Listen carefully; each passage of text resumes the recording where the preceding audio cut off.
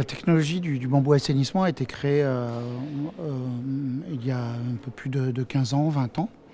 Et c'est une solution fondée sur la nature et qui est là pour développer une technologie d'assainissement, de traitement des eaux usées, mais par les plantes avec des bambous géants, et pour développer également des fonctionnalités connexes.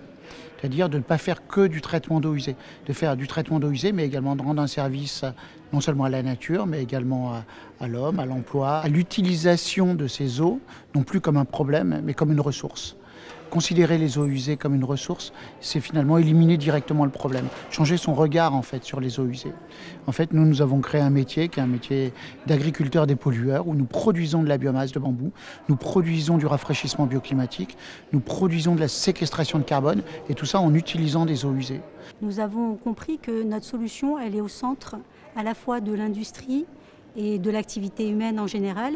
Et c'est un trait d'union entre l'activité humaine et la nature.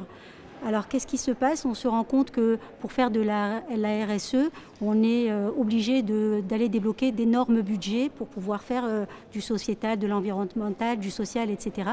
Et nous, notre message est très simple.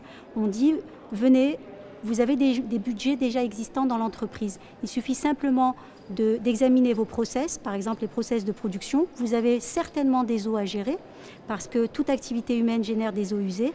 Et bien ces eaux usées, vous allez les traiter, mais avec un système qui est le bambou assainissement, le nôtre, qui est respectueux de la nature. Pourquoi? Parce qu'en traitant les eaux, il permet de vous dispenser de cette obligation réglementaire de traiter les eaux, mais en même temps, il vous permet de produire de la biomasse, de séquestrer du carbone, de rafraîchir l'air, etc. Et tout ça, et d'avoir des sols perméables, de lutter contre les inondations.